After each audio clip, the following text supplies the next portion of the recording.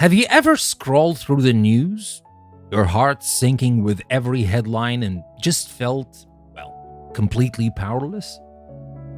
You see the conflicts, the anger, the division, and the dream of world peace feels like a fantasy from a children's book. So you close the app, take a deep breath, and try to find a little bit of calm in your own corner of the universe. But then a thought creeps in. Is this helping, or is it just hiding? This brings us to a beautiful behemoth of a question we're going to wrestle with today.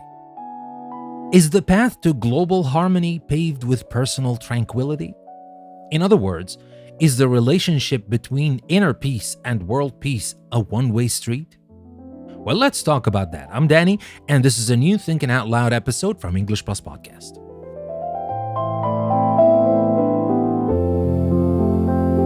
There's a very compelling, very intuitive case to be made here. You've heard it on every airplane safety demonstration. Secure your own oxygen mask before assisting others. The logic is simple and undeniable. If you pass out, you're no good to anyone. Now, let's scale that up. How can a person who is a walking civil war of anxiety, resentment, and unchecked anger contribute to a peaceful society? It feels impossible, right? It's like trying to build a stable house with bricks that are constantly vibrating.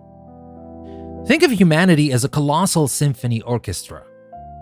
For the music to be harmonious, each musician has to be in tune.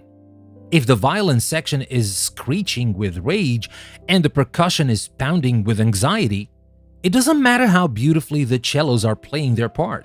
The result is going to be noise, chaos. From this perspective, the work of finding inner peace through meditation, therapy, self-reflection, walking in the woods, whatever your method is, isn't a selfish act. It's the most fundamental contribution you can make. It's tuning your instrument. It's the quiet, unseen work of making sure that when you play your note in the grand symphony of life, it's one of harmony, not discord. A person at peace with themselves is less likely to project their pain onto others, less likely to be swayed by fear-mongering, and more likely to meet conflict with curiosity instead of combat. It is a beautiful thought that by calming the storm in our own minds, we contribute to calming the storms across the globe. Okay, that all sounds wonderful and zen. But let's flip the record for a second. Let's complicate the picture. Because life is rarely that simple, right?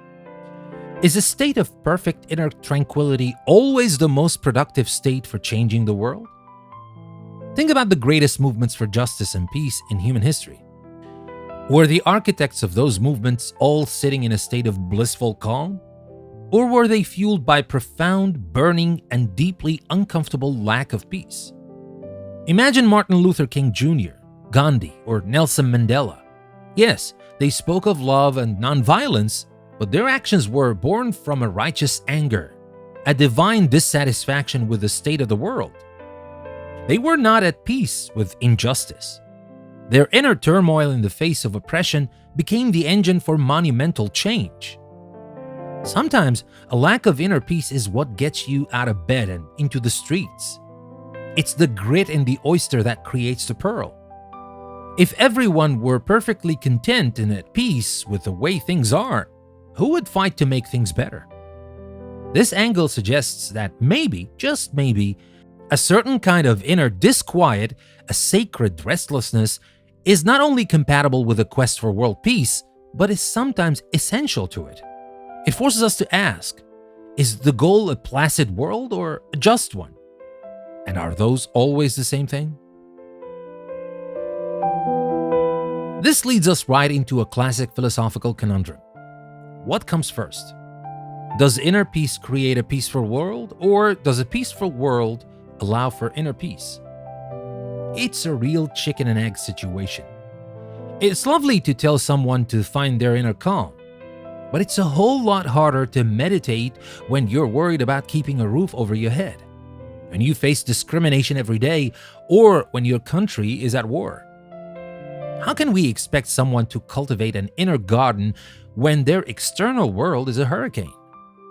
This perspective reminds us that our inner states are not created in a vacuum. They are profoundly shaped by our environment, by systems of power, by economics, and by our collective safety. Perhaps the most effective path to widespread inner peace is to first build a world that is more just, equitable, and safe. A world where people's basic needs are met, where they have access to opportunity, and where they can live without constant fear. In this view, working on policy change, community organizing, and international diplomacy isn't separate from the inner work. It's the very act of tilling the soil so that the seeds of inner peace can grow for everyone, not just for the privileged few who have the time and resources to focus on it. Maybe world peace isn't the result of inner peace, but the cause of it. Now let's be honest. The idea of all 8 billion of us achieving a state of enlightened, guru-level inner peace feels ambitious. Like, really ambitious. Maybe even impossible. But what if that's not the goal? What if the bar is a little lower and a lot more achievable? Perhaps we don't need a world of saints to have world peace. Perhaps we just need a critical mass of people who have achieved a good enough inner peace. What does that look like? It's the person who has enough self-awareness to not take their bad day out on their family. It's the driver who gets cut off in traffic and chooses to take a deep breath instead of laying on the horn and screaming. It's a keyboard warrior who types out an angry comment, pauses, and then just deletes it. It's not about eradicating anger or fear or sadness from the human experience. That's impossible. It's about developing the capacity to hold those emotions without letting them hijack the controls. Maybe world peace isn't built on the foundation of perfect individual serenity, but on the widespread practice of emotional regulation and basic human decency. It's less about everyone becoming the Buddha and more about everyone just trying not to be a jerk. And honestly, that feels like a project we can all sign up for. So where does this leave us? The connection between our inner state and the world state is clearly not a simple A to B equation. It's a messy, beautiful, tangled dance. But regardless of which causes which, we can look at it another way. We can see our own mind as a microcosm of the world. Your mind is a bustling society, filled with different factions. There's the part of you who wants security, and the part that craves adventure. There's the inner critic who spreads fear, and the inner champion who advocates for hope. There are border disputes between your desire for a healthy lifestyle and your craving for a midnight pint of ice cream. How do you handle these internal conflicts? Do you meet them with suppression and violence, or with curiosity and compassion? Do you broker peace treaties between your warring desires? The daily work of navigating our own consciousness is, in a way, the perfect training ground for world peace.